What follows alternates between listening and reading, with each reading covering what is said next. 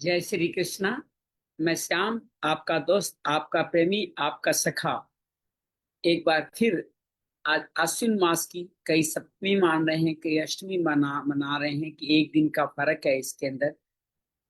श्राद्ध पक्ष के इस शुभ अवसर पर आपका साधक संजीवनी स्वाध्याय के 94 एपिसोड में अभिनंदन करता हूँ, स्वागत करता हूँ। हम सब पे भगवान की बड़ी भगवत कृपा है कि भगवत नाम का उच्चारण करने की, समझने की, स्वाध्याय करने की प्रेरणा संत जनों के द्वारा मिलती ही जा रही है। इसी क्रम में आज हम लोग पहुंच चुके हैं हमारे इस साधक संजीवनी संवाद के डे 94 में। हम अभी तक प्रथम, द्वितीय, तृतीय, चतुर्थ, पंचम अध्याय पूरा कर चुके हैं। छठे अध्याय के उत्तरार्ध में आज हम 40, 41, 42 श्लोक पे स्वाध्याय करेंगे। मैं आप सबका अभिनंदन करता हूँ, स्वागत करता हूँ। आइए आज के क्रम में आगे बढ़े। उससे पहले मन, क्रम, वचन को पवित्र करते हुए भगवत चरणों में अपने आप को लीन करते हैं। आंखें बंद कर सकते हैं। गहरी लंबी श्वास भरें। मूलाधार से जागृति, आशीर्वाद, दर्शन प्रारंभ करें। नमो भगवते वासुदेवाय। नमो भगवते वासुदेवाय। नमो भगवते वासुदेवाय। नमो भगवते वासुदेवाय। नमो भगवते वासुदेवाय। नमो भगवते वासुदेवाय। नमो भगवते वासुदेवाय। वसुदेव सुतं कंस चाणूरमर्दनम देवकी परमानंदम कृष्णं वंदे जगद्गुरुं। श्री कृष्णं वंदे जगद्गुरुं। या देवी सर्वभूतेषु श्रीमद्भगवद्गीता रूपेण संस्थिता नमस्तस्यै नमस्तस्यै नमस्तस्यै नमो नमः। या देवी सर्वभूतेषु साधक संजीवनी रूपेण संस्थिता नमस्तस्यै नमस्तस्यै नमस्तस्यै नमो नमः। गुरुर्ब्रह्मा गुरुर्विष्णु गुरुर्देवो महेश्वरा गुरु साक्षात् परम ब्रह्म तस्मै श्री गुरुवे नमः। गजाननं भूतगणाधिसेवितं कपितजम्बूफलचारुभक्षणं उमासुतं शोकविनाशकारकं नमामि विघ्नेश्वराय पादपङ्कजं। नमामि विघ्नेश्वराय पादपङ्कजम्। त्वमेव माता च पिता त्वमेव, त्वमेव बन्धु च सखा त्वमेव, त्वमेव विद्या द्रविणं त्वमेव, त्वमेव सर्वं मम देव देव, त्वमेव सर्वं मम देव देव। शांति शांति शांति। आइए हम आज के हमारे छठे अध्याय के क्रम में आगे बढ़े। उससे पहले स्मरण कर लेते हैं, संदर्भ ले लेते हैं पहले 5 अध्याय का। प्रथम अध्याय अर्जुन विषाद। अर्जुन कौटुंबिक मोह के कारण अपने स्वधर्म क्षत्रिय धर्म से विचलित होता है और युद्ध करने से इनकार करता है। इसी को अर्जुन विषाद कहा गया, अर्जुन विषाद योग। द्वितीय अध्याय सांख्य योग। प्रथम 10 श्लोकों में अर्जुन विषाद योग की ही पैरवी करता है, लेकिन साथ साथ भगवान से शिष्य बनकर उचित मार्ग की प्रार्थना भी करता है। भगवान भक्त की, अनुरागी की प्रार्थना सुनते हैं और भगवान 2 रास्ते बताते हैं, सांख्य योग और कर्म योग। संक्षेप में समझें तो सांख्य योग शरीर अनित्य है, परिवर्तनशील है, जन्म मरणशील है, बचपन जवानी इसमें बार बार परिवर्तन होता ही रहता है। और ये शरीरी देही जीवात्मा आत्मा जो शब्द कहें, यह नित्य अवयव अजन्म में, किसी शस्त्र से काटा नहीं जा सकता, इसको मारा नहीं जा सकता, अवध्य है, तो कौन मरने वाला है। भगवान कहते हैं तुम स्वधर्म का पालन करते हुए युद्ध करो, तुम्हारा कल्याण हो जाएगा। मर गए तो स्वर्ग, जीते रहे तो महामहिम पाओगे। नहीं युद्ध किया तो बहुत सारे अपमानजनक शब्द सुनेंगे, दुख होगा, मृत्यु समान जीवन हो जाएगा तुम। इसलिए तुम उठो, सुख दुख हानि लाभ जय पराजय को ध्यान में न रखते युद्ध करो। और भगवान इसके बाद में कर्म योग के बारे में बताते हैं कि कर्म योग के बारे में मुझसे सुन, इसमें थोड़ा सा भी फल किया हुआ कर्म का नाश नहीं होता, इसका उल्टा फल नहीं होता। एक तो अभ्यास में मन लगता है, और आपके जन्म मृत्यु के भय से मुक्ति मिलती है। कर्म करने पे तुम्हारा अधिकार है, फल पे तुम्हारा अधिकार नहीं। हेतु भी मत मन, नया कर्म करने में भी तुम्हारी रुचि नहीं हो। भगवान बार बार ये बातें कहते हैं कि इस तरह से तुम अपने जीवन को आगे बढ़ाते चले जाओगे। इस बुद्धि के साथ समत्वम योग उच्चते के साथ अपने कर्मों को कुशलता करते हुए तुम अनामय फल पा जाओगे। और अब ऐसा तुम करोगे तो तुम निश्चल समाधि में स्थित बुद्धि हो जाएगी। और ऐसा नहीं करोगे तो दलदल में फंस करके तुम्हारी विधि सुने सुनाए भोगों में फंस के ही रह जाएगी, तुम स्थित प्रज्ञा नहीं बनोगे। अर्जुन पूछता है स्थित प्रज्ञा कैसा होता है? कामनाओं से मुक्ति, संतोष धन को प्राप्त होता है, दुख में उद्विग्न नहीं होता, सुख में स्पृहा नहीं होती, वीत राग भय क्रोध मुक्त, मननशील, जिसको अभिनंदन और आलोचना में समभाव दिखता है, जो इंद्रियों को निराहार रखते हुए अंतर्मुखी कछुए की तरह कर लेता है, जो जिनकी इंद्रियां संयमित है उनकी प्रज्ञा प्रतिष्ठित है। और जो ऐसा नहीं करते, सुने सुनाए भोगों में लगे रहते हैं, वो आसक्ति से कामना, कामना से क्रोध, क्रोध से मूढ़ता, और मूढ़ता से वो अपने स्मृति का नाश करते हुए विवेकहीनता को प्राप्त होते हैं। राग देर से युक्त होकर के विषयों में ही वो विचरण करते रहते हैं। और ये जो अमर प्रसाद जो लेते हैं उनके सब दुखों का हानि हो जाती है, और वो प्रसन्न बुद्धि में हमेशा निवास करते हैं। जिनकी ऐसी बुद्धि भावना नहीं, उनका कभी कल्याण नहीं हो सकता। तो उनकी इंद्रियां मन और बुद्धि को हर करके उनकी बुद्धि को हवा में डोलती हुई नाव की तरह डगमग करती रहती है। भगवान कहते हैं वो सोते हुए भी जागते रहते हैं, भोगों में जो लगे हुए हैं वो सो रहे हैं, और जो स्व कर्म सेवा कर्म कर रहे हैं वो जाग रहे हैं। इस तरह तुम भी समुद्र के भांति सुने सुनाए भोगों से अप्रभावित रहते हुए समुद्र बन जाओ, मुझ में स्थित हो जाओ, ब्रह्म में स्थित हो जाओ। तीसरे अध्याय में अर्जुन पूछता है दोनों में से कौन सा ज्यादा हितकारी है, मुझे कोई एक मार्ग बताइए। भगवान कहते हैं मैंने ज्ञान योग, ज्ञान योग, कर्म योग कहा है। लेकिन कोई भी व्यक्ति कर्मों का आरंभ करे बिना मुक्ति नहीं पाता। कर्मों का त्याग से किसी को सिद्धि नहीं मिलती। त्रिगुणों के वश में होकर के हमें हर वक्त कर्म कार्यक्रम करना ही पड़ता है। जो हठ पूर्वक इंद्रियों को तो रोक लेता है, लेकिन मन से भी अगर इन कर्मों का आचरण करता है तो वो मिथ्याचारी। तुम नियत कर्म करो, कुरु कर्म करो, पुण्य कर्म करो, और तुम इस तरह से यज्ञ कर्म अर्थात स्वधर्म सेवा धर्म का सेवा कार्य करो, और तुम लोक बंधनों से मुक्त हो जाओ। इसके अलावा सारे कर्म बंधन बांधने वाले मैंने कहते हैं ब्रह्मा के माध्यम से सृष्टि रची, तुम्हें इस सेवा कार्य के लिए रचा, आपसे एक साधन दिए, उन साधनों के माध्यम से तुम दूसरों को उन्नत करो और उनसे आशीर्वाद पाकर स्वयं उन्नत हो जाओ। जो इस तरह से सृष्टि चक्र साधनों का सदुपयोग करते हुए कार्य चलाते हैं वो मुझको पाते हैं, जो ऐसा नहीं करते वो चोर हैं। भगवान कहते हैं यज्ञ का अमृत जो सुख पाते हैं उनके सभी कलमश खत्म हो जाते हैं, और जो ऐसा नहीं करते वो पाप ही खाते हैं, पाप ही पकाते हैं। भगवान कहते हैं तुम्हारी रचना अन्न से, अन्न वर्षा से, वर्षा अन्न जल से, जल वर्षा से, वर्षा यज्ञ सेवा कार्य से ही ये वर्षा होती है। उसी में मैं ब्रह्म स्थित हूँ, उसी में ही ब्रह्मा स्थित है, वेद स्थित। भगवान कहते हैं जो षष्ठी चक्र का संचालन करता है वो ब्रह्म में समृद्ध होकर मुझको पाता है, और जो इस चक्र को तोड़ता है वो अघायु है, व्यर्थ ही जीवन जीता है। और जो षष्ठी चक्र चलाता है वो आत्म तरफ आत्म संतुष्ट होकर उसको कोई कार्य करना नहीं रहता, उसको कोई कार्य करना या पाना शेष नहीं रहता। फिर भी सभी लोग इस कार्य में लागू हो उसके लिए वो जैसा आचरण करता है वैसे ही कर्म करता हुआ कार्य करता है। भगवान ये भी कहते हैं कि जनक आदि सिद्ध भी इसी तरह का कार्य करते रहें, और तुम भी इसी तरह से लोक संग्रह के कार्य करो, और वो तुम जैसे वो मुक्त हो गए तुम भी मुक्त हो जाओ।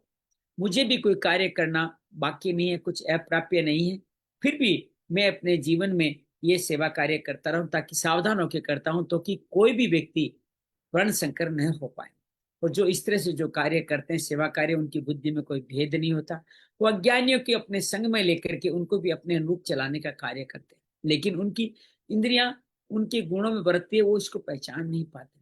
जो ध्यान ज्ञान योगी है उसको गुणा गुणेषु वर्तन्ते पहचान करके वो प्रकृति के गुण के सम्मूढ़ होकर के इस तरह कार्य करते हैं। उनको चाहिए कि वो मंद बुद्धि वालों को विचलित न करें।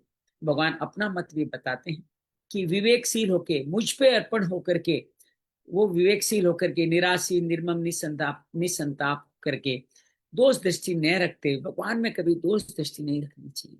श्रद्धा पूर्वक कार्य करेगा वो मुझको पालेगा, और इस तरह से जो मेरे मत को नहीं अपनाएगा वो नष्ट हो जाएगा। तो भगवान कहते हैं कि उनकी इंद्रियों के में ही वर्ती विराग द्वेषों में लगी रहेगी। भगवान कहते हैं सेवा कार्य स्वधर्म में मरना भी कल्याणकारी है, पर धर्म अर्थात भोगों में आप जीवित भी रह रहे हो तो भी अकल्याणकारी है। अर्जुन कहता है सब लोग ऐसा क्यों नहीं करते? भगवान कहते हैं कामना के कारण।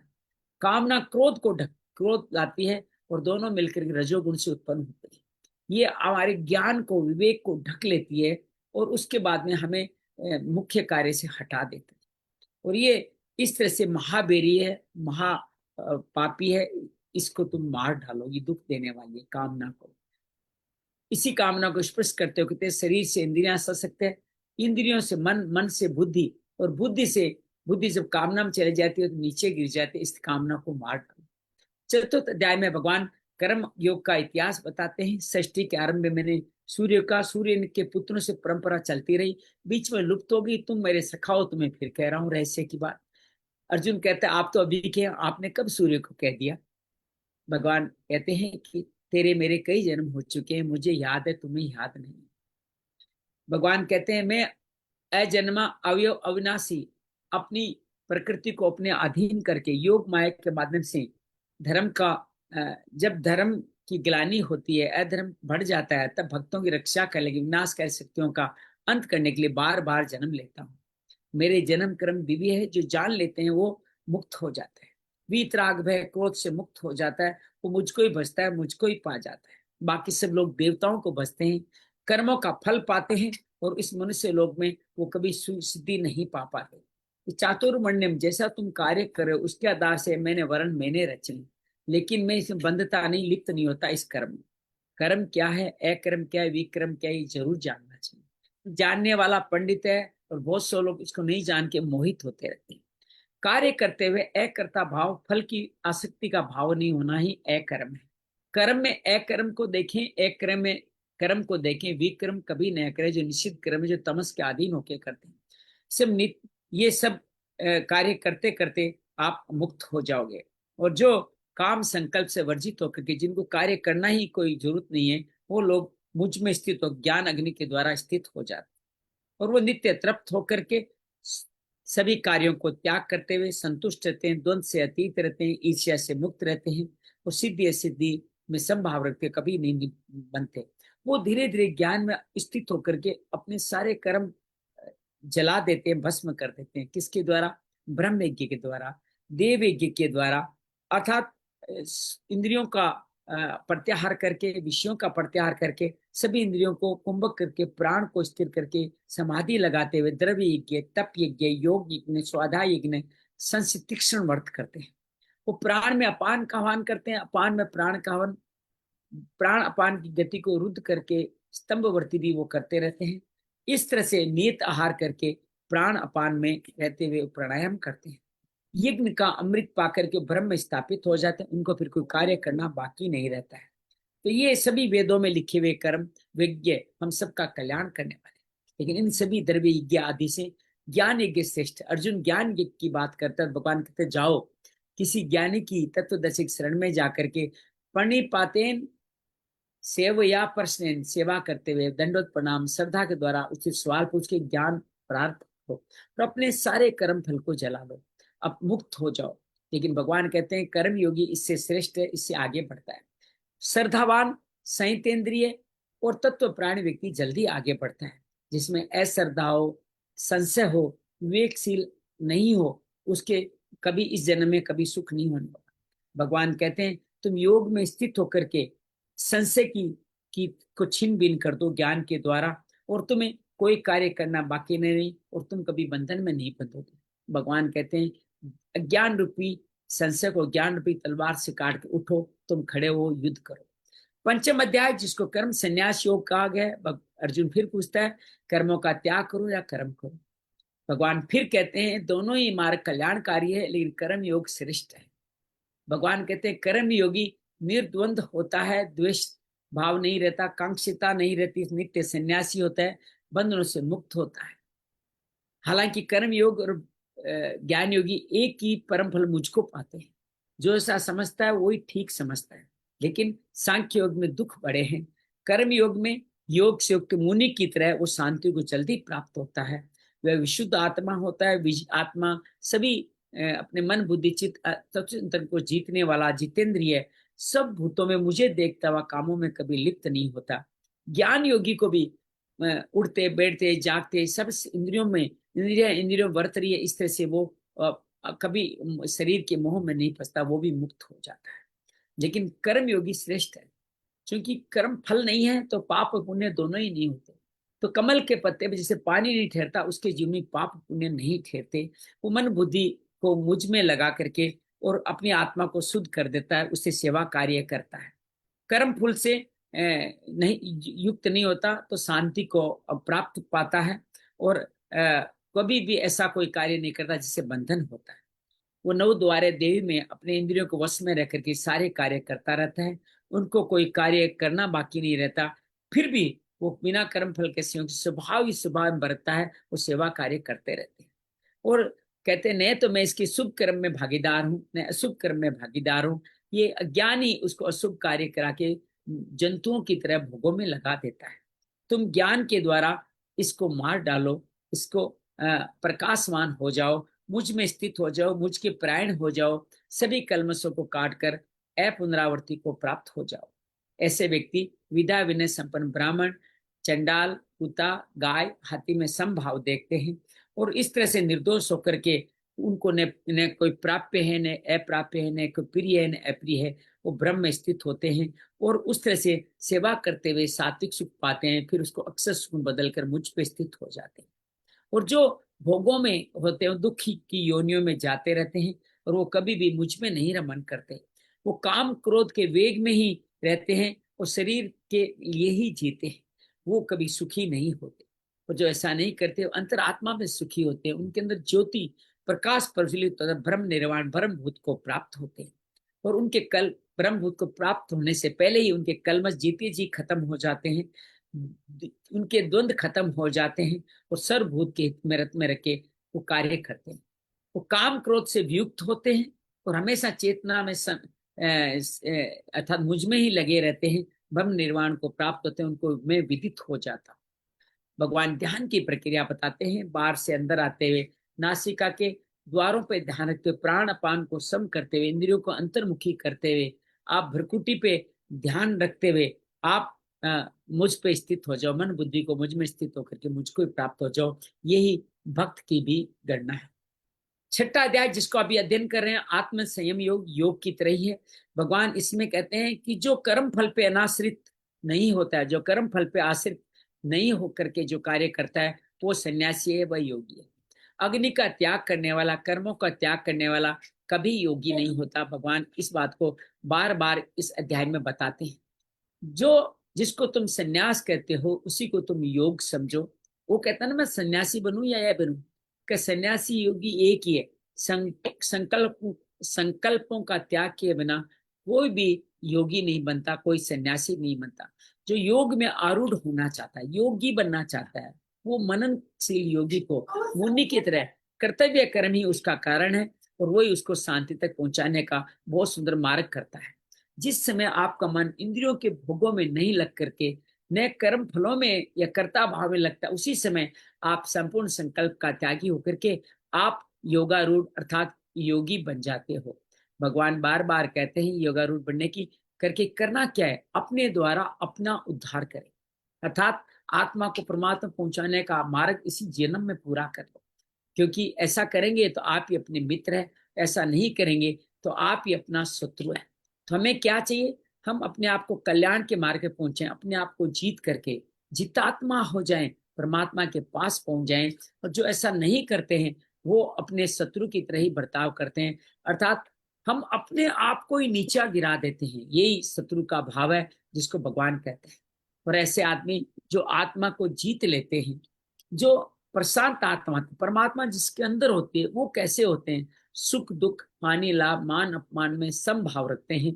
और साथ ही भगवान ये कहते हैं कि वो कूटस्थ होकर के ज्ञान विज्ञान में तृप्त होकर के इंद्रियों को जीतते हुए, तीन बातें, कूटस्थ ज्ञान विज्ञान विवेक का जागृत होना, मुझको प्राप्त होने की विधि का जानना, निर्विकार होकर के ऐसा व्यक्ति सोना, लोहा, मिट्टी, ढेला में समभाव रखते हैं। इतना ही नहीं, ये व्यक्ति 9 तरह के लोगों में अपने जो प्रेमी होते हैं, मित्र होते हैं, शत्रु होते हैं, उदासीन, मध्यस्थ, द्वेष रखने वाले, पाप संबंधियों में, पापाचरण करने वालों में और साधुओं में भी सम बुद्धि रखते हैं। लेकिन ऐसा कब होगा? जब आप ध्यान करोगे, योग करोगे। तो योग करने के लिए है कि आप अपरिग्रह अर्थात यम नियम का पालन करते, बहुत बुद्धि से संग्रह न करने वाला, कोई किसी भी तरह की आकांक्षा इच्छा रह रखने वाला, अंतःकरण शरीर को एकांत में मुझ भगवान में लगाए, वही व्यक्ति समाधि को प्राप्त होता है। भगवान कहते हैं ऐसा करने के लिए पहले स्थान को पवित्र करें, एक दो थोड़े ऊंचाई पे बैठे, चेला जी आजीन कुशोतरम, पहले कुशा बिछाएं, फिर उसमें आप कुशा बिछाएं और उसके बाद में उसके ऊपर आप टाट और उस पर आप सूती वस्त्र पहचा करके स्थापित होकर बैठ जाए। और कैसे आसन को जीतना है?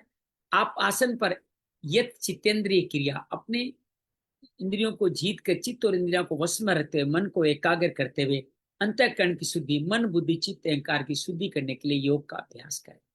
अभी योग का अभ्यास शुरू हुआ है। कैसे करना है? काया सिर गले को सीधा रखते हुए, दसों दिशाओं में नहीं देखते हुए, नासिका के द्वारों पर देखते हुए, बहुत महत्वपूर्ण। इसमें अर्धन मूलित भी जोड़ लीजिए, ऐसे ऐसे देखिए, या द्वारों पर देखें, या जमीन पे जहां दृष्टि जा रही है वहां देखें। जल्दी आप वर्तमान में आकर के काम करने लग जाएंगे और इस तरह से आपका अंतःकरण शांत हो जाएगा। जो भय रहित, अभय, भय रहित का मतलब अभय, ये हमारी देवी संपदा है, उस वो मिल जाएगा। और ब्रह्मचारी व्रत, इंद्रिया अंतर्मुखी है तो कौन आचरण करे इंद्रियों में?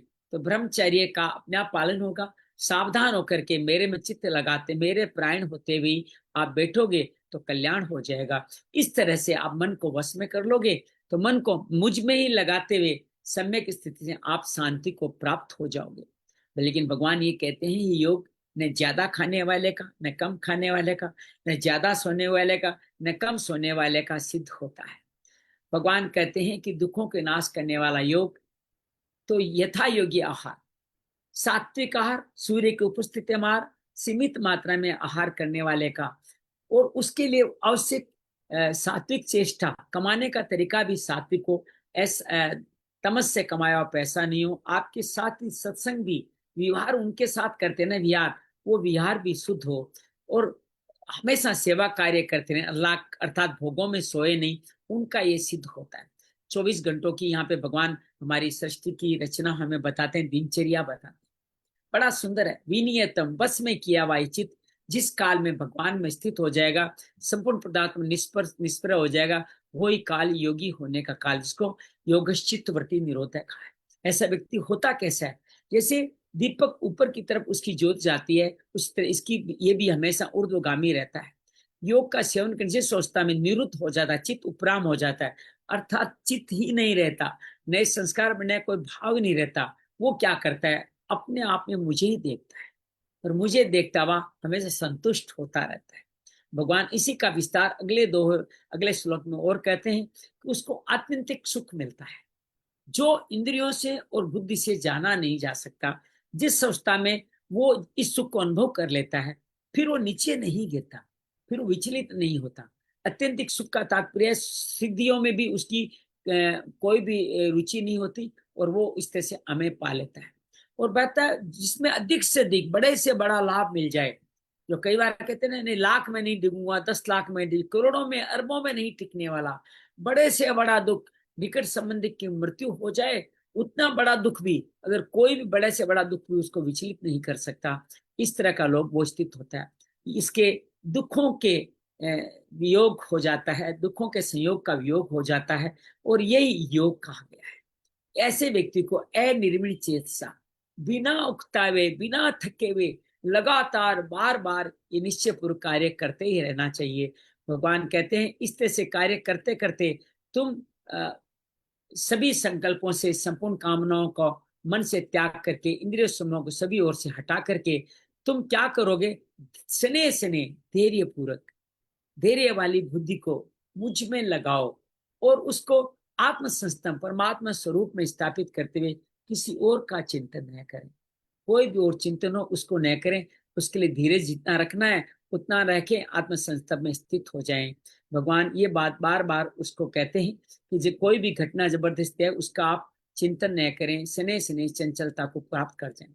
और भगवान यहाँ स्पष्ट करते हैं, लेकिन अर्जुन फिर पूछेगा, लेकिन भगवान यहाँ कहते हैं ये अस्तित्व चंचल मन जहां जहां विचरण करता है, यही तो अर्जुन सवाल पूछता है। कभी हम अपने गुरु की सुनते नहीं है तो कहते गुरु जी ये क्या हुआ, ये क्या हुआ पूछते हैं। अर्जुन भी ऐसा ही कर रहा है।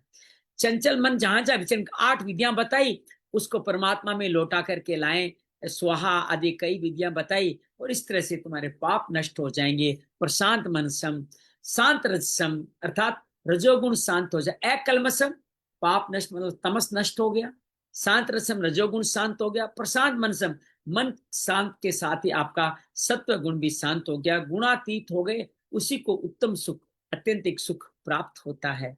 इस तरह से भगवान इस घटना को बार बार बताते हैं। इस प्रकार अपने आप को सदा परमात्मा में लगा हुआ पाप रहित योगी ब्रह्म प्राप्ति अर्थात अत्यंत सुख को प्राप्त कर लेता है। भगवान यहाँ पे ये भी कहते हैं सर्वभूत सब जगह अपने स्वरूप को देखने वाला, सब जगह अपने स्वरूप को, अपना स्वरूप कौन सा, भगवान हो गया। ध्यान युग से अंत करने वाला योगी अपने स्वरूप को संपूर्ण प्राणियों में देखते हैं। अपना स्वरूप पहले ईश्वर हो चुका है, तो संपूर्ण प्राणी में अपना स्वरूप देखेगा तो क्या देखेगा, ईश्वर ही तो देखेगा। संपूर्ण प्राणी को अपने स्वरूप में देखता हुआ वो आगे बढ़ता रहता है। जो भक्त, भगवान ये कहते हैं कि जो भक्त सब में मुझे देखता है और मुझ में सबको देखता है, उसके लिए मैं कभी अदृश्य नहीं होता, वो मेरे लिए कभी अदृश्य नहीं होता। तो ये बड़ी सुंदर बात यहाँ पे कही गई है। मैं सल्लाह से निवेदन करूंगा 31वें श्लोक से आप पढ़ना चालू करें, 31 श्लोक से पढ़ना शुरू करें। 31 से लेकर के, आज आप 2 ही हैं तो 31 से लेकर के हम लोग 37 38 तक पढ़ लीजिए। जय श्री कृष्ण। जी। सर्वभूतस्थितं यो मां भजत ये तत्त्वमास्थितः सर्वथा वर्तमानोऽपि स योगी मयि वर्तते आत्मौपं येन सर्वत्र समं पश्यति योऽर्जुन सुखं वा यदि वा दुःखं स योगी परमो मतः। अर्जुन उवाच यो यै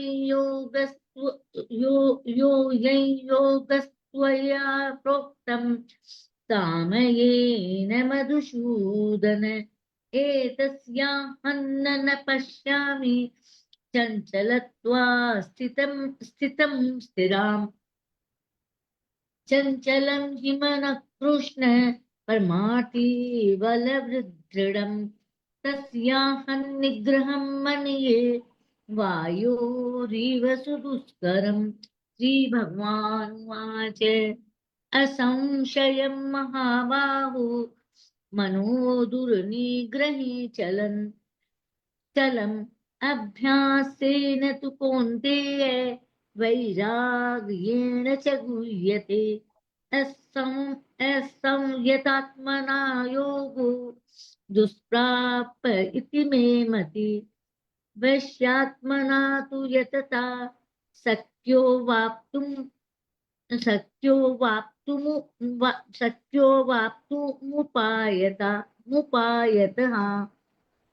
भगवान यहाँ कहते अर्जुन हैं जो एक ही भाव से मुझ में स्थित हुआ भक्त योगी संपूर्ण प्राणी में मेरा भजन करता है। भगवान धीरे धीरे से उसको भक्त बना रहे हैं।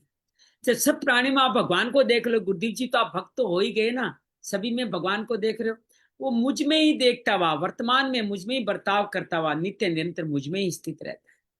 लेकिन अर्जुन अभी तक पीछे बैठा हुआ है। वो हे अर्जुन, जो अपने शरीर की उपमा से सब जगह मुझ में देखता, शरीर का क्या यूज करना है, अपने शरीर में ही मुझको देख ले, समान देखता है। जो हमने करे था विश्वास सब में राम राम देखना, वो सुख और दुख को समान देखता है, परम योगी कहा गया है। इस तरह शरीर के किसी को तकलीफ होती है तो उसका समाधान करता है, पर देखे सुख सुख देखे, दुख दुख देखे, दूसरे सुख में सुख देता है, दूसरे दुख में दुख देता है।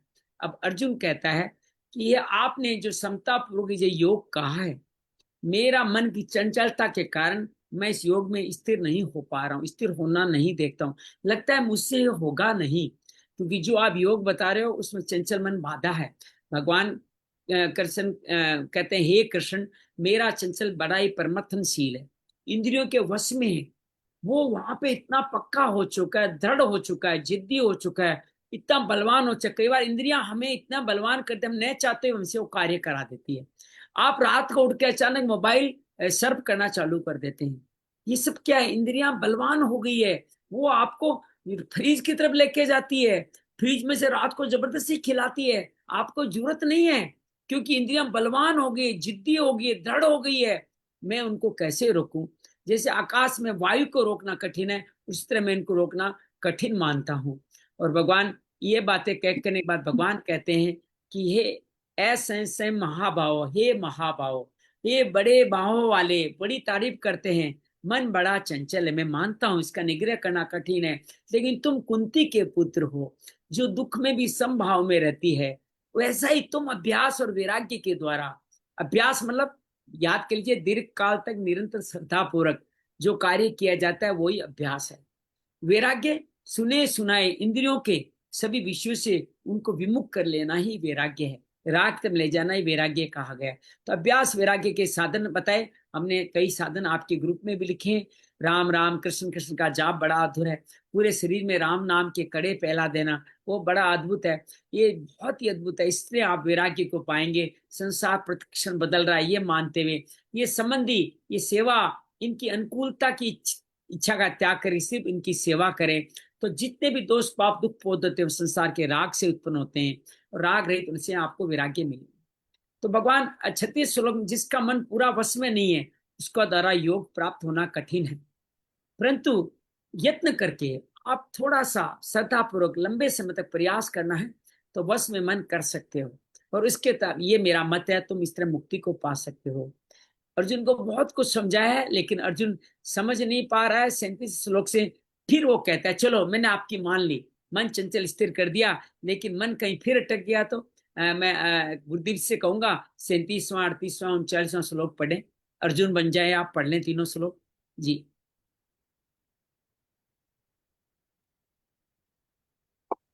हरि ओम। अर्जुन उवाच अयतिश्रद्धयोपेतो योगाच्चलितमानसः अप्राप्य योग संसिद्धि कांगन गतिं कृष्ण गच्छति कच्चचिनन्यो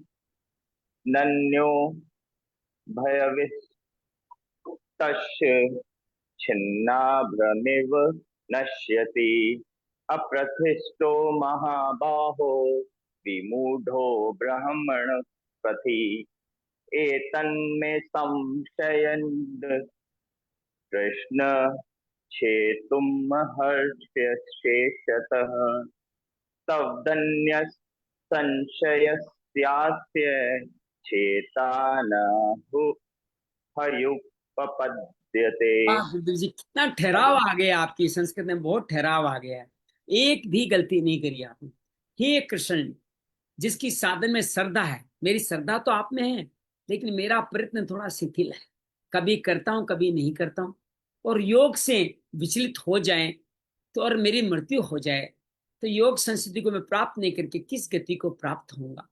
तो भगवान को इस तरह से पूछता है कि हे माओ, संसार के आश्रय से तो मैं रहित हो चुका हूँ, गलत कार्य कर नहीं रहा हूँ, परमात्मा प्राप्ति के पथ में अभी थोड़ा विचलित हूँ। उभय न मायामयी न राम, उभय विभ्रष्ट है, यहाँ भय विभ्रष्ट मत बोलिए, उभय विभ्रष्ट बोलिए, दोनों ओर से भ्रष्ट हुआ साधक। क्या? जैसे बादल गायब हो जाते हैं वैसे मैं कहीं गायब तो नहीं हो जाऊंगा, मेरा कर्मफल गायब तो नहीं हो जाएगा। और आगे और स्पष्ट कहता है, भगवान की तारीफ करता है और अपने आप का श्रद्धा व्यक्त करता है कि मेरे इस संदेह का आपके अलावा कोई नहीं है इस दुनिया में, सचमुच भगवान के अलावा कोई नहीं है जो हमारे संशय का छेदन कर सके। तो आप मुझे इस संशय की मुक्ति के बारे में बताओ। योग भ्रष्ट की बात की, योग भ्रष्ट योग करते करते, जैसे आप रोज समाधि लगाते हो लेकिन समाधि लग नहीं रही है और अचानक शरीर शांत हो गया, उसको कहते हैं योग भ्रष्ट। अच्छे कार्य में लगे हुए हो लेकिन आप उसको कर नहीं पा रहे, योग कह रहा है योग भ्रष्ट। अर्जुन भगवान अब जवाब देते हैं, वो हम सब के लिए बहुत कल्याणकारी है। आज के श्लोक हमारा जीवन बदल सकते हैं। वैसे तो गीता का हर एक श्लोक ही जीवन के लिए काफी है, लेकिन आज के श्लोक तो अद्भुत है। श्री भगवान वाच पार्थ न एव न एमुत्र विनाशस विनाशस्तस्य विद्यते नहीं कल्याण कश्चित दुर्गतिं तात गच्छति। पार्थानंदन, हे पार्थानंदन, कुंती के बेटे, उसका न तो इस लोक में न परलोक में ही विनाश होता है। कहते जिसने एक बार मार्ग चालू कर दिया, दूसरे अध्याय में तो भगवान यही कहा था कि इसमें किए हुए बीज का नाश नहीं होता। वही भगवान यहाँ कह रहे हैं, इस लोक में परलोक में नाश नहीं होता, क्योंकि हे प्यारे। अब भगवान इसको और प्यार से कहते, तात कहते हैं प्यारे को। पहले प्रथा का एक में ही दो दो बार संबोधन, हे प्यारे, कल्याणकारी काम करने वाला कोई भी मनुष्य दुर्गति को नहीं जाता। तो हम सबके लिए बड़ी सांत्वना भगवान दे रहे हैं कि हम कभी दुर्गति को नहीं जाएंगे। तो भगवान की काम गति कृष्ण गच्छति, अर्जुन की व्याकुलता दूर करते हैं कि आप पार्थ न एव न अमूत्र विनाश तस्य विद्यते, सच्चे दृष्टि साधन करने वाले मनुष्य न तो इस जन्म में पतन होता है न मरने के बाद पतन होता है। तात्पर्य है कि उसकी योग में जितनी स्थिति बन चुकी है उससे नीचे नहीं गिरता। अर्थात गुरुदेव जी, आप अगर शीर्षासन लगाना सीख चुके हो तो शीर्षासन लगाते ही रहोगे, उससे कभी मुक्ति नहीं होगी। आपकी समाधि जिस लेवल पे पहुंच गई है वहां तक लगती रहेगी, साधन सामग्री नष्ट नहीं होगी, परमार्थिक उद्देश्य नहीं बदलता। वैसे अनादि काल से जन्मता मरता तो रहता है, वैसे आगे भी जन्मता मरता रहेगा, लेकिन उसका पतन नहीं होता। एक भगवान उदाहरण देते हैं भरत मुनि का। भरत मुनि जो ऋषभ देव के बेटे थे, जिनके नाम पे हमारे देश का नाम भारत रखा गया, वो भारतवर्ष का राज्य छोड़ के एकांत में तप करते थे। इस तरह राज छोड़ दिया, तप करने लगे। लेकिन एक बार क्या हुआ, एक हिरनी एक बच्चे को पैदा कर रही थी और पैदा करते करते मर गई। उनकी उस हिरण के बच्चे में ममता हो गई और कहते हैं अंत में समय में जिसका आप ध्यान करते हो वो ही बनना पड़ता है। तो अगले जन्म में हिरण बन गए, परंतु उनका जितना त्याग तप किया हुआ था, जितना साधन की पूंजी थी, वो हरिण के जन्म में भी नष्ट नहीं हुई। अर्थात उस हरिण के जन्म में भी उनको पूर्व जन्म की बातें याद थी। नष्ट नहीं होने का मतलब क्या है, पूर्व जन्म की बातें याद आना।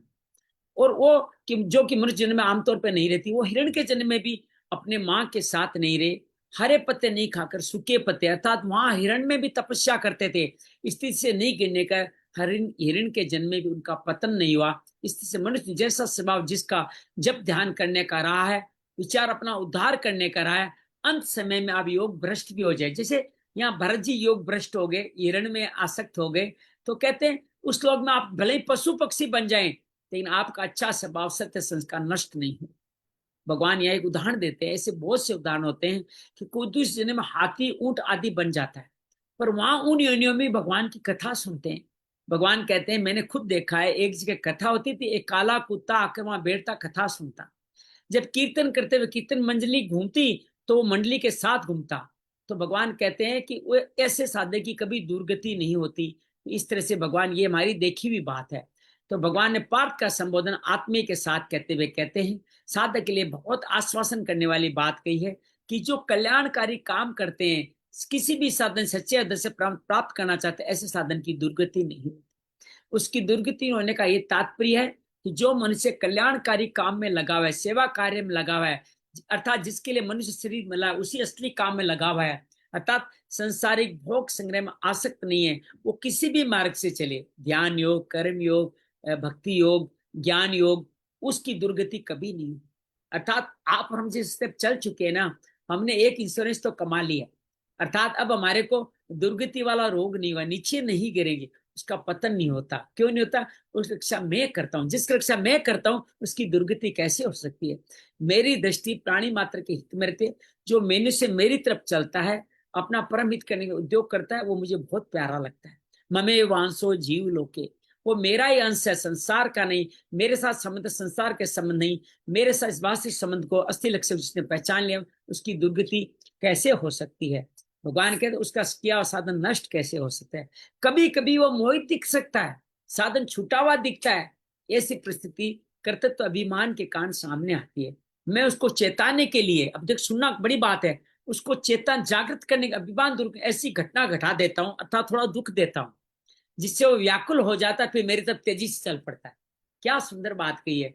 जो ही आप अभिमान में आते हो, मैं थोड़ा सा ऐसा कुछ कर देता हूं, ताकि आप व्याकुल हो जाओ, अरे भगवान को भूल गया हूं, लगता तभी हुआ है, और वो व्याकुल होकर के फिर भगवान की तरफ चल पड़ता है। जैसे गोपियों की बात कर रहे हैं, गोपियों का अभिमान हो गया था कि भगवान मेरे ही हैं, मेरे साथ रहने वाले, ये तो अपने ही हैं, तो मैं रास में अंतर ध्यान हो गया, और सब गोपियां घबरा गई, व्याकुल हो गई। इस तरह का दुख भगवान देते हैं। और मैं फिर उनके गोपियों के समुदाय में बीच में, तो पूछे भाई, मैंने यही कहा, मया प्रोक्षम बजता तिरोहितम, तुम लोगों का भजन करता हुआ मैं अंतर ध्यान हुआ था, दिया दुख था, लेकिन कहते हैं जब तुम्हें दुख होता है तो मैं तुम्हारा ध्यान रखता हूँ, भजन करता हूँ, अंतर ध्यान। तुम लोगों की याद, तुम लोगों का हित मेरे से छूटा नहीं है, मेरे हृदय में ऐसे साधन करने वाला बड़ा स्थान है। अनंत जन्मों से भूला हुआ प्राणी भी जब केवल मेरी तरफ लगता है तब मेरे को बहुत प्यारा लगता है, क्योंकि उसने अनेकों ने बहुत दुख भोगा है। अब वो सन्मार्ग पर आ गए। जैसे माता अपने छोटे बच्चे की रक्षा पालन हित करती है, उसी तरह मैं भी उस साधन का हित रक्षा करते हुए उसके साधन की वृद्धि करता ही रहे। तात्पर्य यह है, जिसके एक बार भीतर साधन के संस्कार पड़ गए, वे संस्कार कभी नष्ट नहीं होते। याद कीजिए, नेहा भी कर्म नाशो, कर्म योग में कहा था ना, बीज का नाश नहीं होता। वही बात यहाँ कह रहे हैं कि जो परमात्मा जो काम करता है वो सत्य हो जाता है। कर्म चेत तदित सदित्य सदित अभिधीयते, अर्थात उसका अभाव नहीं होता, ना भाव विदते सत्य। इसी बात को भगवान यहाँ कहते हैं, कल्याणकारी काम करने वाले मनुष्य की दुर्गति नहीं होती। जितने स्वभाव के सद्भाव के भाव बने हैं, वो किसी भी योनि में चला जाए, किसी परिस्थिति में पड़ जाए, वो सद्भाव उसका कल्याण करके ही छोड़ेंगे। अर्थात ये जो बीज पड़ गए हैं वो आपका कल्याण करके छोड़े। नीच योनि में भी चला गया है तो सजाती योनि वाली अपेक्षा उसके स्वभाव में फर्क रहेगा। कई आप देखते हैं, कई कुत्ते शांत होते हैं, कई शेर भी शांत होते हैं, तो जिनका स्वभाव अच्छा बन गया उनके भीतर सद्भाव है। नीच योनि सांप बिच्छू आदि बन नहीं सकते, स्वभाव सांप और आदि अनुरूप है ही नहीं, उनके काम कर ही नहीं सकता। यहाँ शंका हो सकती है, अजामिल जैसा शुद्ध ब्राह्मण, हमने कई बार घटना बताई है, अजामिल शुद्ध ब्राह्मण था, लेकिन एक बार 5 वेश्याओं के, एक वेश्या के चिंतामणि, एक वेश्या के ऐश्वर्य, वेश्या के समवेश्यागामी हो गया। ऐसे बिलो मंगल भी चिंतामणि नाम की वेश्या के पतन हो गया। उनका जीव तो था, फिर पतन कैसे हो गया? तो भगवान कहते हैं तुम उसका पतन देख रहे हो, ये नहीं देख रहे उनका बाद में परिणाम क्या हो। उन दोनों का मैंने कल्याण कर दिया। ये बड़ा सुंदर उदाहरण दिया है गुरुदेव जी कि चिंतामणि और अजामिल, बिलो मंगल और अजामंगल, ये दोनों ही अच्छे साधु थे, लेकिन उनका पतन हो गया, वेश्यागामी हो गए। तो भगवान, लोग सवाल पूछते हैं आपके तो ध्यान रखते हो, फिर इनका पतन कैसे हो गया? तो भगवान ये कह रहे हैं कि तुम ये पतन देख रहे हो, ये देखो परिणाम देखो ना, अंत क्या हुआ। इन दोनों को भगवान के, अजामिल को नारायण के नाम से, विल मंगल को अलग नाम से, मैंने इनका दोनों का उद्धार कर, दोनों ही भगवान के भक्त हो गए। के बीच में ही तो गिरे थे, मैंने गिरने कहाँ दिया, मैं उसको आगे लगाया। किसी भावाचरण गिर सकते, मैं कौन हूं, मैं क्या, मुझे ऐसी विस्मृति होकर के संस्था के प्रवाह में बह सकता है। परंतु पहले की साधन से जितना साधन कर चुका है, संसार जितना समय टूट चुका है, उतनी पूंजी तो वैसे की वैसे रहेगी, किसी अवस्था में छूटती नहीं। देखो, घर की कमाई पूंजी, पैसे आपके खत्म हो सकते हैं, ये सदमार्ग की पूंजी कभी खत्म, सुरक्षित रहती है। जो ही आपको अच्छा गुरु मिलेगा, अच्छा संग मिलेगा, जैसे आप और हम मिले अभी यहाँ पे, ऐसा संग जब भी मिलेगा। आप क्यों आ गए गुरदीप जी? ये मैसेज आपने देखा, वैसे हजारों को दिया, आप ही क्यों आ गए? आप सब लोग ही क्यों आए? क्योंकि आपके अंदर जो पहले का संस्कार था वो आ गया। कोई बड़ी आफत होगी, भीतर का भाव प्रकट हो जाए, भगवान को तेजी से लग जाता है। ये बात भी ध्यान रखिएगा। विधि बस सुजन कुसंगत पर ही फनि मनि सम निज गुण अनुसर ही। हाँ, साधन बाधा पड़ जाना, भाव आचरण गिर जाना, पर देरी होना, पतन हुआ ही है। साधक को ये शिक्षा लेनी कि हमें हर समय सावधान रहना, पतन नहीं करना। लेकिन चिंता नहीं करें, पतन होगा तो भगवान कल्याण करेंगे। कुसंग में नहीं पड़ना, विषयों के वशीभूत साधन नहीं छोड़ते, विपरीत कालों में नहीं लग जाए। तो इस श्लोक में अर्जुन को आश्वासन दिया, किसी भी साधन का पतन नहीं होगा, दुर्गति में नहीं जाता। अब भगवान 37 श्लोक में के प्रसंग योग भ्रष्ट की गति का वर्णन करते हैं। पहले तो कहा पतन नहीं होगा, अब का योग भ्रष्ट और आगे बढ़ चुका, उसका क्या होगा? प्राप्य पुण्य करताम लोकन उषित्वा शाश्वती समाह शुचि नाम श्रीमंतागे योग भ्रष्टो अभी जायते। योग भ्रष्ट जो कार्य करते करते बीच में अटक गया है, पुण्य कर्म करने वाले लोगों को प्राप्त होगी। वो क्या होगा? पहले आप पुण्य कर्म करने वाले सरोग आदि लोगों में जाओगे, और फिर वहां से कुछ वर्षों तक रह करके फिर आप शुद्ध श्रीमानों के घर, अच्छे माता पिता मिलेंगे, आप उनके घर आप जन्म लोगे। तुम्हारा कल्याण का मार्ग बता रहे हैं भगवान के। जो लोग शास्त्रीय विधि विधान से यज्ञ आदि कर्मों का सांगोपांग करते हैं, उनका स्वर्ग आदि लोगों पे अधिकार है। या उन लोगों के पुण्य कर्म करने वाले लोग कहा गए, उन लोगों को पुण्य कर्म करने वाले ही जाते हैं। इन्होंने पुण्य कर्म नहीं भी करे हो तो भी पाप कर्म करने वाले वहां नहीं जाते। जिन साथ को पुण्य कर्म आपके सुख भोगने की इच्छा भी नहीं है, स्वर्ग आदि लोग आपको विघ्न रूप में और मुफ्त में मिलते हैं, अर्थात ये स्वर्ग आपके विघ्न के रूप में मिले। अरे बड़ी शानदार बात कही है कि आप तो ये स्वर्ग चाहते ही नहीं थे, फिर स्वर्ग कैसे मिल गया आपको? अर्जुन को भी कहते तुम मर गए तो स्वर्ग मिलेगा। भगवान कहते स्वर्ग तुम्हारे लिए विघ्न है, स्वर्ग में तो तुम फलों का भुगतान करोगे नहीं, यही तुम्हारे लिए दंड है। स्वर्ग में जाना ही तुम्हारे लिए दंड है, तुम्हें स्वर्ग भेजा जाएगा। यज्ञादि शुभ कर्म करने में परिश्रम करना पड़ता है, उन लोगों की याचना प्रार्थना करनी पड़ती है, यज्ञादि कर्मों को विधि विधान सांगोपांग करना पड़ता है, तब कहीं उनके स्वर्गादि लोगों की प्राप्ति होती है। या भगवान वहां भी उनमें भोगों की वासना बनी रहती है, और पुण्य कर्म छीण होते ही वापस वो सामान्य मनुष्य बन जाते हैं, उनको फिर जन्म अच्छा नहीं मिलता। तो अंत समय में जो साधन से विचित मन होते हैं, उनको स्वर्ग आदि लोगों की प्राप्ति नहीं है तो परिश्रम करना पड़ता है, नहीं याचना करनी पड़ती है। उनकी प्राप्ति के लिए यज्ञ आदि शुभ कर्म भी नहीं करने पड़ते, फिर भी उनको स्वर्ग आदि लोगों की प्राप्ति हो जाती है। वहां रहने पर उनकी धीरे धीरे वहां उनके भोगों से अरुचि हो जाएगी, क्योंकि उद्देश्य तो उनका भोग भोगने का था ही नहीं, वो तो पृथ्वी पे ही छोड़ चुके थे।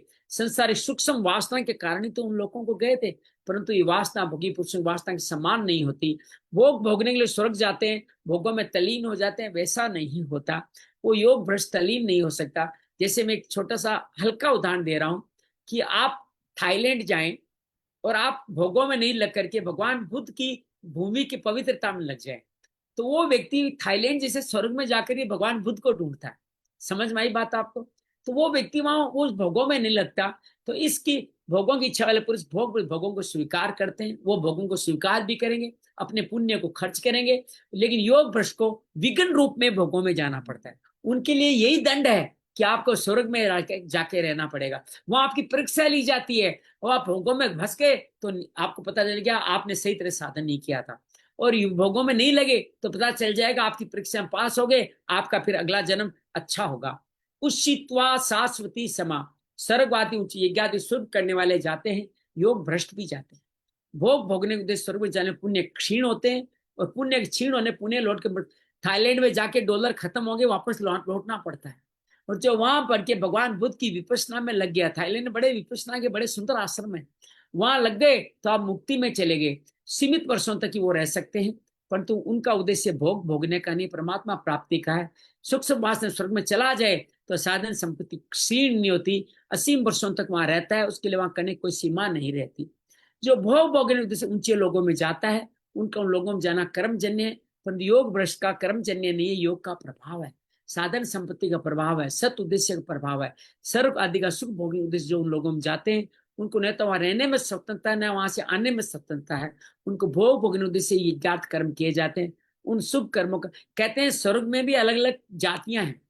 जो भोग भोगने जाते हैं उनको देवता अपने पास नहीं बैठाते, नीचे बैठो, तुम्हें खाना है ना मिलेगा, तुम्हें कोई नाच देखना है देखो, तुम जो भोग भोगना भोगो, लेकिन तुम मुक्ति के उस रास्ते पे आगे नहीं बढ़ सकते। इस तरह कहते हैं उन शुभ कर्मों का फल जब तक समाप्त नहीं होता तब तक वहां से नीचे आ नहीं आ सकते। शुभ कर्मों का फल समाप्त होने वहां रह भी नहीं सकते।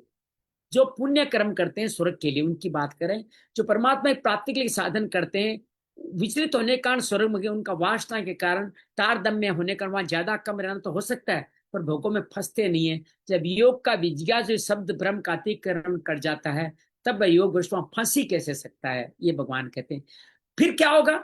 वहां फंसे नहीं, फिर क्या होगा? मुक्ति तो मानव शरीर में होनी है, तो क्या करे?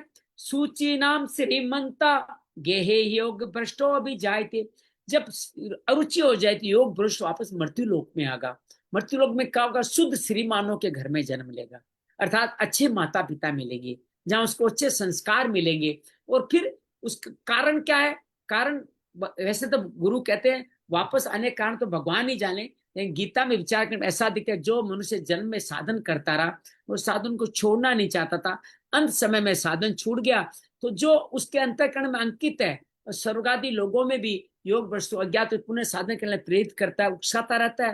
तो योग भ्रष्ट के मन में आती है मैं साधन करूं, ऐसे मन में क्यों आती है उसको पता नहीं लगता। जब श्रीमानों घर में भोगों के परवश होने पर भी पूर्व जन्म का अभ्यास को जबरदस्ती खींच लेता है। मैंने कई बार अपनी कहानी बताई है कि अचानक जब मैं 2009-10 की बात है, 4 में थोड़ा उदय हुआ, लेकिन 2010 की बात कहूं तो 24 और 10 66 और 34 34 तो 44 साल का था। अचानक दुनिया बदल गई मेरी सारी की सारी। भगवान ने थोड़े दुख दिए मेरे को, कहा तू जा कहाँ रहा है, ए लौट क्या, तेरा वो मार्ग नहीं है। और भगवान ने आकर के मुझे सिर सिर योग का टीचर, ऑटोलॉजी टीचर बना करके पूर्व जन्म का ब्याज जबरदस्ती खींच लेता है। तो वो साधन स्वरूप आदि में साधन के बिना चैन से कैसे रहने देगा। अतः भगवान साधन करने का मौका देने के लिए शुद्ध श्रीमानों के घर में जन्म देते हैं। मुझे भी माता पिता के, नानी नानी के ऐसे संस्कार मिले कि आज मैं गीता पे बातचीत कर पा रहा हूँ।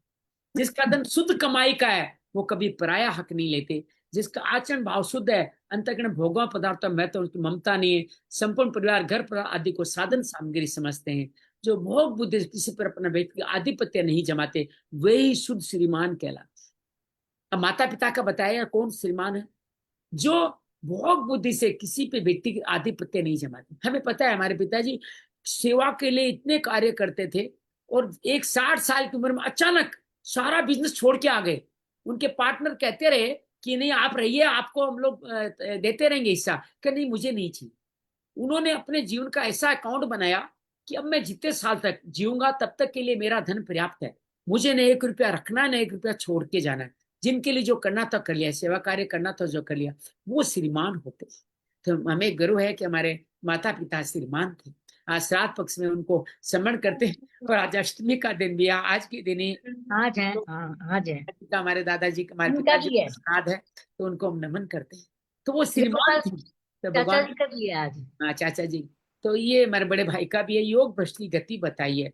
तो भगवान आगे तरफ अपनी तरफ से दूसरे योग भ्रष्ट की बात अब एक की बता दी कि अर्थात थोड़ा भोग में लगा रहा तो उसको श्रीमान के घर में अब थोड़ा और उच्च कोटि का हो तो उसका क्या होगा। अथवा योगिना में कूले भवती धीमता एतद् दुर्लभतरम लोके जन्मनिधि दर्शम। अथवा, अब अथवा कह के बताते हैं, वैराग्यवान योग भ्रष्ट जिसमें वैराग्य स्थापित हो चुका है, जो धीमताम, धीम कहते हैं बुद्धि को, ज्ञान को, ज्ञानाम योगी नाम, वो क्या करें, योगियों के कुल में जन्म लेंगे। अर्थात उनका जन्म श्रीमान के घर में तो कभी भटक भी सकता है, कहीं भोग में उलझ गए। एक पिता के सातों बेटे एक जैसे नहीं होते, घर एक ही है, क्यों सरला, घर एक ही है, लेकिन सब एक जैसे नहीं हो सकते, कई भोगों में भी लग सकते हैं। लेकिन भगवान कहते हैं उन लोगों को योगियों के घर में जन्म मिलता है, वो जन्म लेकर के जो बहुत ही दुर्लभ है। अब योगियों का घर क्या होता है ये समझते हैं। साधन करने वाले दो तरह के होते हैं, वासना रहित, वासना सहित। जिसको साधन अच्छा लगता है, साधन में रुचि हो जाती है, परमात्मा प्राप्ति का उद्देश्य भी साधन में लग जाता है, पर अभी उसकी भोगों में वासना सर्वथा मिटी नहीं है। अंत समय साधन से विचलित होने पर भी योग भ्रष्ट हो जाता है। वो सर्ववादी लोगों में जाकर श्रीमानो घर में जन्म, ये कारण तो ये बता दिया। दूसरा साधक वो है जिसके भीतर वासना नहीं है, तीव्र वैराग्य है, जो परमात्मा का उद्देश्य तेजी से साधन में लगा है, पर अभी पूर्णता प्राप्त नहीं है। लग चुका है, पूरा लगा हुआ, अंत समय तक लगा हुआ है, लेकिन अभी पूर्णता प्राप्त नहीं, शरीर चला गया, उसको योग भ्रष्ट कहा गया। उसको स्वर्ग आदि में नहीं जाना पड़ता, उसको स्वर्ग आदि का विघ्न नहीं भोगना, उसकी परीक्षा नहीं होती स्वर्ग आदि की, वहां फंसेगा तो नहीं, वो सीधा ही योगियों के कुल में जन्म लेता है। वही बात भगवान यहाँ कह।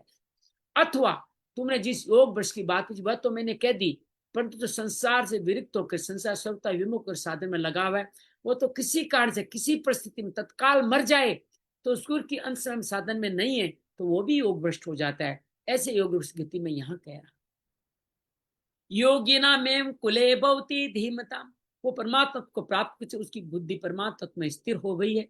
ऐसे तत्वज्ञ जीवन बुद्धिमान योगियों के कुल में वैराग्यवान योग भ्रष्ट जन्म लेता है।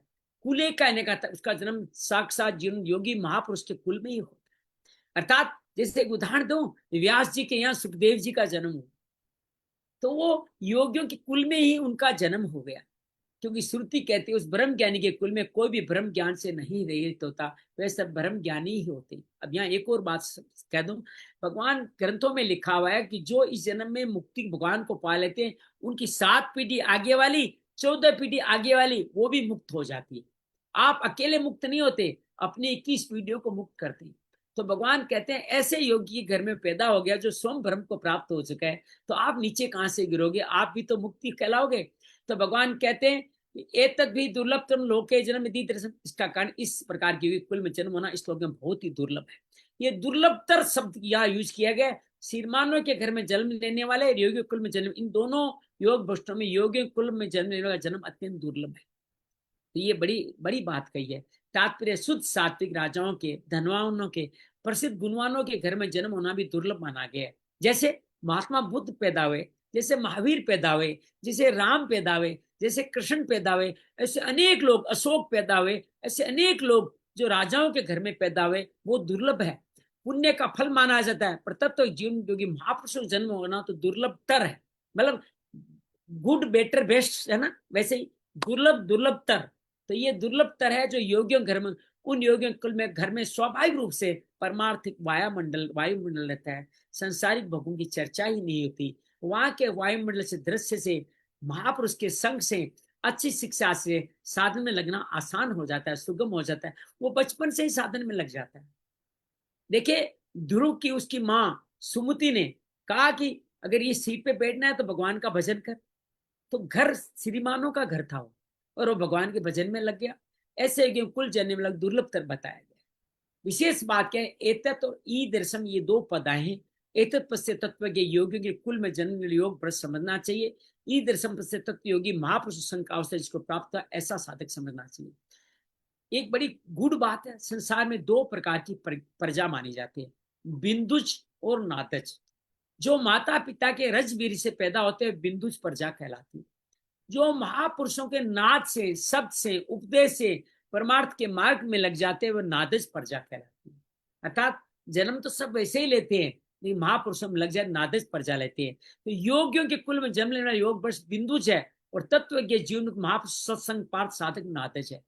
वो पहले बिंदुज होता है योगी कुल में, लेकिन फिर उसको ऐसे तत्वदर्शी मिल जाते हैं। जैसे नारद का बड़ा सुंदर भागवत में चित्रण किया गया है कि भागवत में एक दासी के घर में नारद जी पैदा होते हैं, अर्थात बिंदु जन्म हो गया। पिछले जन्मों का उनका बहुत सारा अच्छा जन्म चला रहा था। अचानक उनके गांव में साधु आए, उन साधुओं के संग में लग गया, लग करके वो करने लग गया। लेकिन साधु ने कहा माँ जीवित तत्व तक माँ के पास रहो। और कहते हैं जो ही माँ मरी लोग रोते हैं, नारद खुश होने लग गए कि मैं आज मुक्त हो गया हूँ। और उन्हीं साधुओं की संगत में, सोनकादि ऋषियों की संगत में जंगल में चले गए, और अपने आप उनको नादज जीवन मिल गया। दूसरा जन्म मिलता है जब आपको सत्संग मिलता है, उसको ही नादज कहा गया। बिंदु माता पिता से, नादज सत्संग मिले। शास्त्र में मनुष्य जन्म को दुर्लभ बताया गया, मनुष्य महापुरुष संग मिलना और भी दुर्लभ है।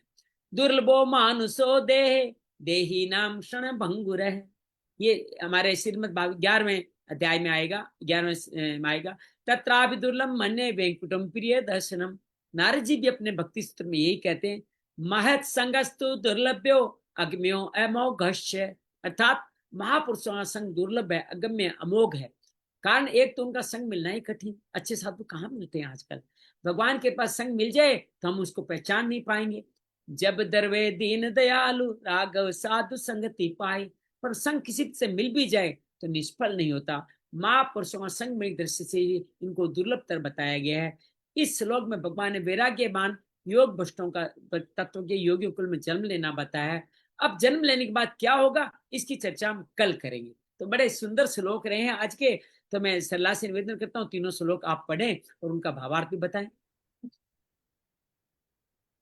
श्री भगवानुवाच पार्थ नैवेह नामुत्र विनाशस्तस्य विद्यते न हि कल्याणकृत् कश्चित् दुर्गतिं तात गच्छति प्राप्य पुण्यकृतान् लोकान् उषित्वा शाश्वती समाः शुचिनां श्रीमताङ्गेः योगभ्रष्टोऽभिजायते अथवा योगिनामेव कुले भवति धीमताम् एतद्धि दुर्लभतरल लोके जन्म यदीदृशम्। क्या भावार्थ है इन तीनों श्लोकों का, मुझे लगता है समझ में भगवान कहते हैं कि प्रथानंदन अर्जुन को कहते हैं, भगवान हे प्रथानंदन शुभ और कल्याण करने वालों की मनुष्य का कभी विनाश नहीं होता, कभी दुर्गति नहीं होती है उनकी। और और इस लोक में तो क्या, परलोक में भी उनका विनाश नहीं होता है। और कल्याणकारी विनाश नहीं होता है। और फिर कहते हैं योग मतलब जो वैराग्यवान हो, योग भ्रष्ट जो है, ये व्यक्ति की मृत्यु के बाद वो पुण्यात्माओं के घर में जन्म लेते हैं। पुण्यात्मा के लोग को प्राप्त होते हैं। वहां बहुत वर्षों तक बहुत वर्षों तक रहकर वहां फिर वापस अच्छे कुल में जन्म लेते हैं, अच्छे योगियों के घर में जन्म लेते हैं। और फिर कहते हैं कि ज्ञानवान योगियों के पिछले जन्मों में योग का जो अभ्यास करते थे, हम लोग योग का अभ्यास करते हैं, तो इस जन्म में अपनी आध्यात्मिक यात्रा वहीं से शुरू करते हैं हम लोग। और वहीं उससे पिछली, जहाँ हमने पिछली बार छोड़ी थी, वहीं से हमारी आध्यात्मिक शुरू होती है। और उस पूर्व जन्म में इन संस्कारों का इन संस्कारों का भी लाभ मिलता है। और हमें मतलब अच्छे कुल में जन्म मिलता है। जो इस प्रकार का जन्म मिलता है, जो ये हम लोग जो करते हैं, तो हमको जो जन्म होता है वो संसार में बहुत दुर्लभ होता है हमारे लिए। दुर्लभ तो पहले वाला है, दुर्लभतर उससे बेस्ट है, उससे बेस्ट जन्म है। हाँ, बेस्ट। गुरुदेव जी, आप खाली इन श्लोकों का अपने भाव में भावार्थ बताइए। संस्कृत तो पढ़ी चुके हैं, भावार्थ बताइए, आप क्या समझते हैं इसको। बड़े कल्याणकारी है हम सब के लिए, बड़े सांत्वना के श्लोक हैं ये। प्रभु यहाँ पर भगवान सीधा स्पष्ट ये बता रहे हैं कि आपको अपनी इंद्रियों को वश में करके और अपने चित्त को वश में करके, अपने मन को वश में करके आपको निरंतर जो है वो सत्कार्य करते रहने हैं। राइट।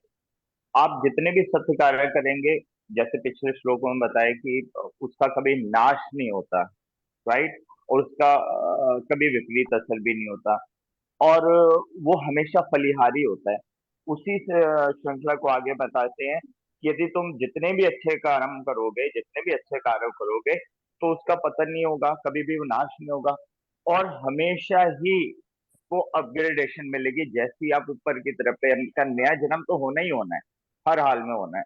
तो आपकी जैसी अपग्रेडेशन होगी ना, आपके ऊपर की तरफ के वो संस्कार आपके वहीं से जैसे ही समय आएगा वैसी शुरुआत हो जाएगी वहां से, किस भी समय काल के अंदर, जिस भी उम्र के अंदर।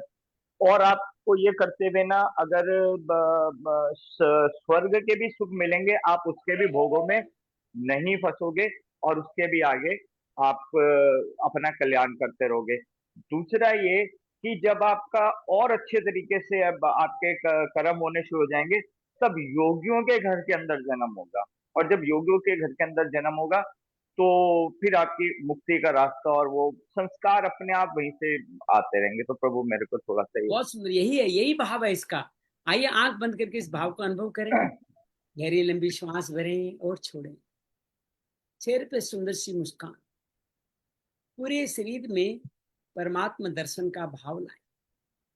दोनों पैरों की उंगलियों से राम राम राम राम, दोनों पैरों के तले में राम राम राम राम, दोनों पैरों की पिंडलियों पे कड़ा बना दें राम राम राम राम, दोनों के घुटनों तक राम राम राम, घुटनों के ऊपर राम राम राम, दोनों की करधनी का पूरा चक्कर बना दें राम राम राम राम, दोनों के पेट पर राम राम राम, छाती पे राम राम राम, कंधे राम राम, भुजाएं राम राम राम, कोहनी पे कड़ा बनाए राम राम, कोहनी से लेके हथेली तक, कड़े तक राम राम राम, कंगन पहना दे राम राम, अंगूठियां पांचों उंगलियों में राम राम राम राम,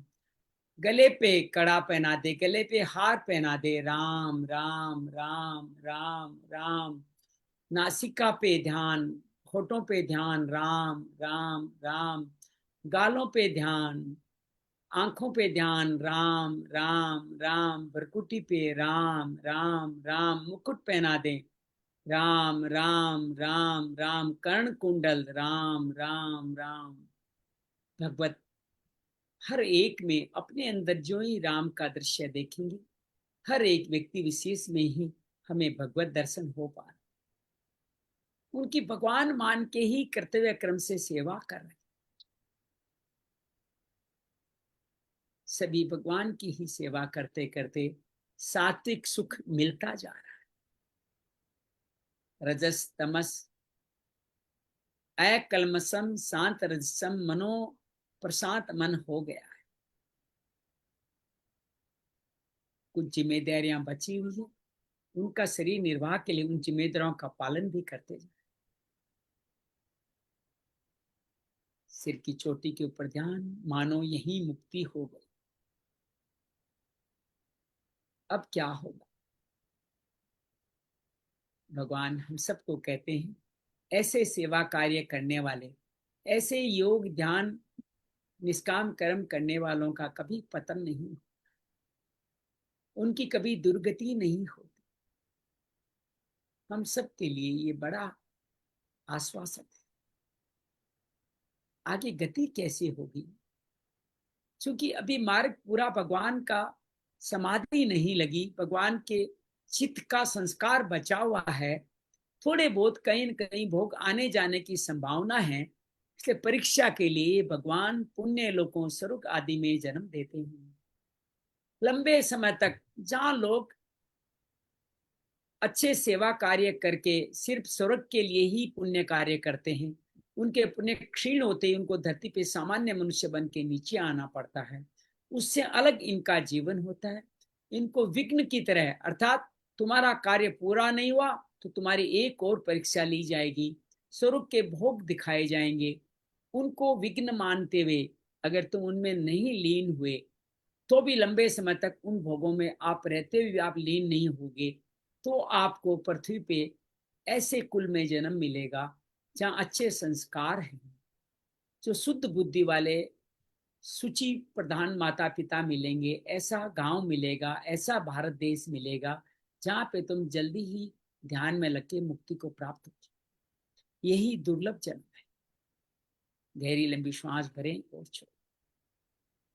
आप ध्यान करते करते गुणातीत हो गए, बस भगवत दर्शन होना ही बाकी रह गया, मोक्ष पाना ही बाकी रह गया, विवेक जागृत हो चुका है। ऐसे व्यक्तियों की मृत्यु हो गई तो उनको तुरंत, उनको स्वर्ग के विघ्न का परीक्षा नहीं देनी, तुरंत योगियों के कुल में जन्म होगा, जहाँ बचपन से ही उनको उस ब्रह्म प्राप्त योगी के यहाँ जन्म मिलेगा, जहाँ उनकी मुक्ति स्वयं सिद्ध है। क्योंकि जिनके कुल में जन्म हुआ है वह योगी स्वयं मुक्त है। आपकी मुक्ति संभव होगी बहुत जल्दी, बहुत शीघ्र ही। आपको ऐसे गुरुओं का साथ मिलेगा जिन गुरुओं के साथ से आप जीवन से, इस जन्म मरण के सिलसिले से मुक्त होके परमात्मा में स्थित हो जाओ। योगियों के कुल का एक तात्पर्य यह भी है कि आपको सदगुरु मिल जाता है।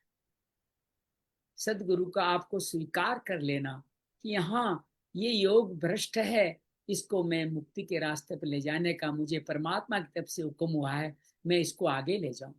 ऐसे मुक्त सत्पुरुष इसीलिए दुनिया में आते हैं कि ऐसे लोगों को मुक्ति प्रदान कर सकें। और ऐसे योगियों के साथ, सतगुरु के साथ मिलके हम भी भगवत दर्शन करते हुए परमात्मा को प्राप्त हो जाते हैं।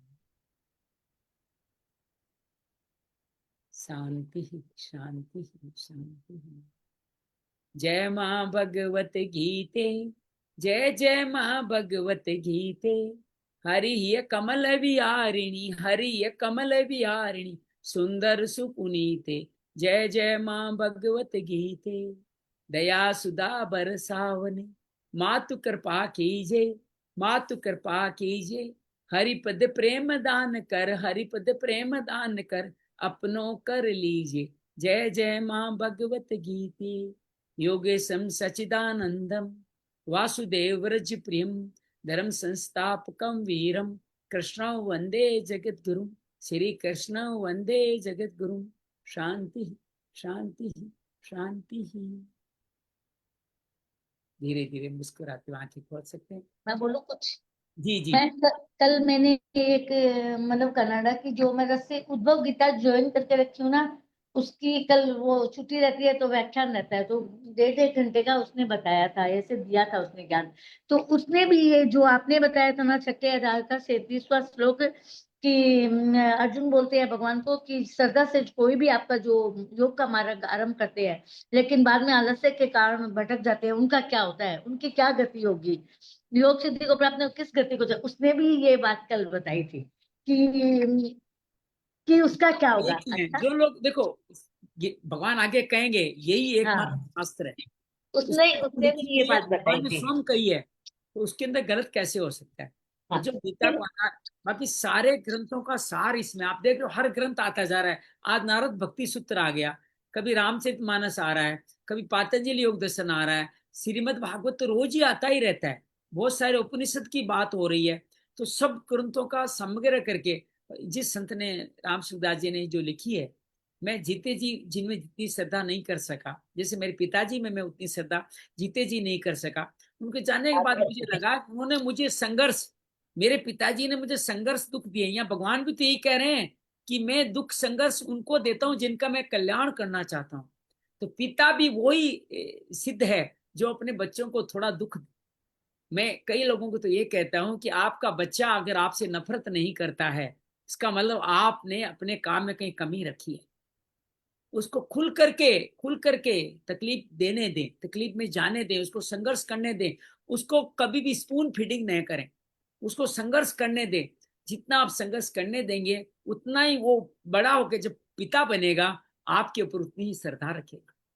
तो मैं अपने पिताजी जब तक शरीर में थे, मुझे बार बार तुमने ये नहीं किया, तुमने ये किया, उसने ये कर लिया, उसने वो कर लिया, मुझे बड़ा हाँ, बुरा लगता था।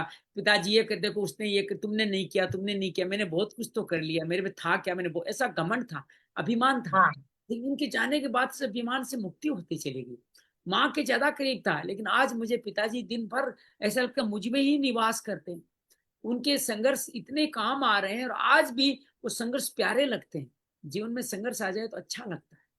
तो बड़ा फिर अद्भुत उस है पिता फिर का रोल। उसने एक श्लोक बताया 15वां देकर, जो कल आपने भी बताया था, मनस,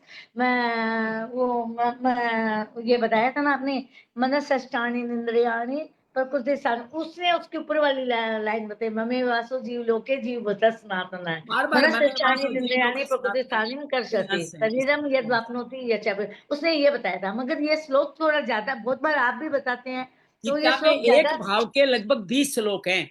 अच्छा। एक ही भाव के 20 श्लोक हैं। समबुद्धि के 20 श्लोक मिलेंगे, हाँ, स्थिर बुद्धि वालों के गुण बताने के 20 श्लोक मिलेंगे, गुणातीत के भी यही गुण है, भक्त के हाँ, भी यही गुणातीत गुण है। वाले भी बताते हैं। भगवान बार बार यही बताते हैं कि ये सब चीजें कॉमन है, ये सब चीजें कॉमन है। अभी फिर बताने वाले हैं, इस 43-44 श्लोक फिर कहेंगे कि ऐसे दुर्लभ व्यक्ति कैसे जीवन जिएंगे।